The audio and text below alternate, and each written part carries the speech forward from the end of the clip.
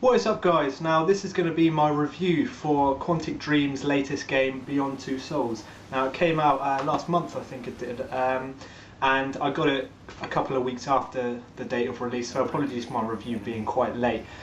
So I'm a huge fan of Heavy Rain. That's where I kind of got an idea of Quantic Dream's work. Of course they did a Fahrenheit on the PS2 and the PC, I believe, on the previous generation. So Heavy Rain really kind of brought me into Quantic Dream's world and what they are, like a story-based, movie-esque video game. And I was really hyped for Beyond Two Souls. I loved all the trailers. I loved the fact that Ellen Page and Willem Dafoe were in it. Willem Dafoe being one of my favourite actors. And Ellen Page, again, a great Hollywood sort of actor. So it is good that they secured these people to try something new.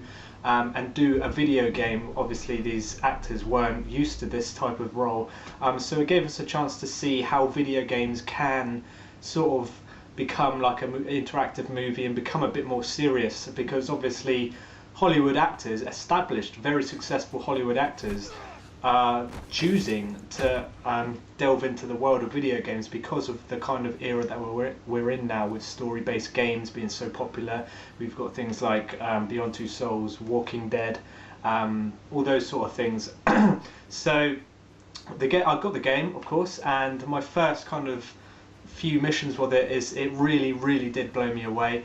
I really like the game. Now, before I properly delve into the review, I know that it's a bit of a Marmite game. Some people loved it, some people didn't like it. A lot of reviews gave it sort of like a 7 or a 6.57 score, a really average score, because they were saying it's not quite sort of up the standard of Heavy Rain. It really didn't deliver what we were expecting. Now, in some cases I can agree with what they were saying. I do understand some of the points they make, but I do still believe a lot of places that reviewed this game, especially IGN, they were very harsh on the game.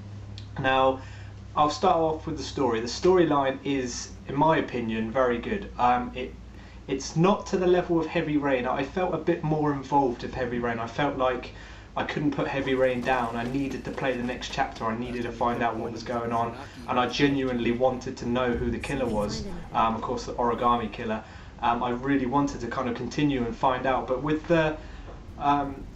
Beyond Two Souls, if you didn't know, the game is based on no, I've forgotten the name. Jodie. Sorry, Ellen Page's character Jodie. It's based on her life, and it's kind of, you see the whole of her life. So she starts from like a 4-year-old child, and at one point you're playing as her, I think she's 26, something like that. So a long portion of her life, but it doesn't run in age order. You play different missions in different points of her life. So you'll go from playing as 4-year-old Jodie to 15-year-old Jodie to 20-year-old, back to 3-year-old. So it's all kind of split up in sort of memory missions. So each sort of mission you go into is a different memory of her life, and it's sort of like some missions vary. Some take 10 minutes to complete, some are very long sort of action sequences which can take 45 minutes to sort of an hour to complete. So it is a very sort of chop and change game. There's lots of little different things happening. It doesn't really flow in that sense, but you are enticed by the game just by the way it's built up into little chunks. You do kind of want to continue and see how her life, like the puzzle bits all fit together. Can't speak at the moment. The puzzle bits all fit together, so once you play all these missions, you kind of start to get an idea of her life and everything. So it is interesting. At first you'll think it's a bit mishapped, it doesn't really work, but the more you play it, you really do get a sense of kind of Jodie's life as a character. So it is very interesting and very unique in my opinion, and I do feel it does work.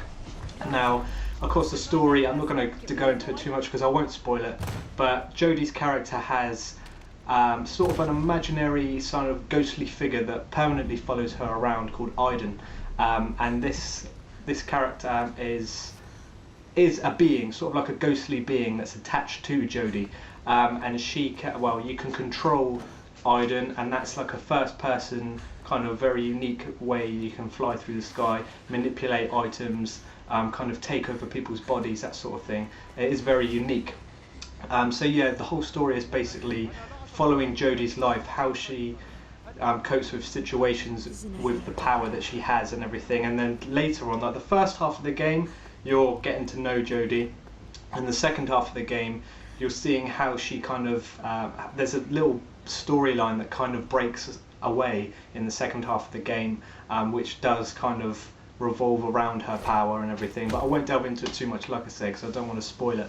And Willem Dafoe plays her kind of doctor guardian, and he is a very, very good. His brilliant acting really does pay off in this game, and it is awesome to see. So onto the gameplay side. I really liked the gameplay, but I do have one problem. I do feel it was a very easy game. I didn't get stuck at all, and it really does kind of hold your hand through the whole game. It kind of tells you where to go. It points you in the right direction. It will always come up on the screen what you're supposed to do next. Press this button, press that button, head into this door, go to that door. So it is very easy. It's a game that holds your hand all the way through, really, which I was a little bit disappointed with. I wish there was a bit more kind of thought needed, and I wish there was a bit more kind of repercussions for my choices that I make in the game, because like Heavy Rain, there are choices you make in the game which can change the plot, but there's not enough of it really. It doesn't really change the plot drastically, so I would say compared to Heavy Rain, there's not enough plot differences depending on the player, and I would say it's a bit of an easy game, but that doesn't take away too much from it, because it is, even though, like I said, it's a bit simple, it is a fantastic game, and it really is unlike anything I've played before.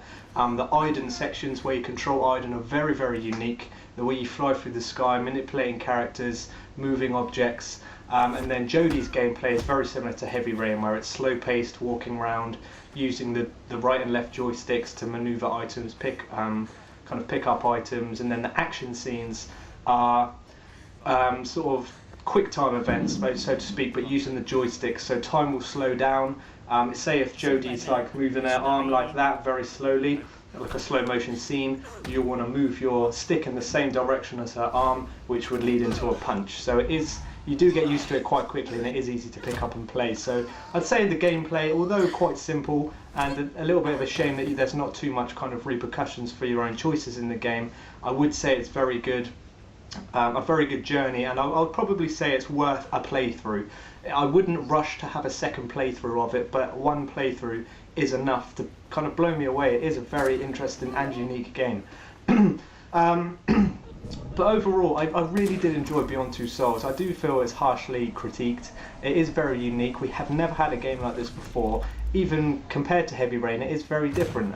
But like I said, it just holds your hand a bit. It's a little bit easy, but the journey is worth playing because it is, like I said, very unique, brilliant acting, very intriguing story that makes you want to continue playing, and some very unique gameplay as well. So I definitely urge you give it a go. I know we're coming to the end of the generation now, but if you ever see it cheap, pick it up and you won't regret it. It's a great game, Beyond Two Souls. I definitely recommend it.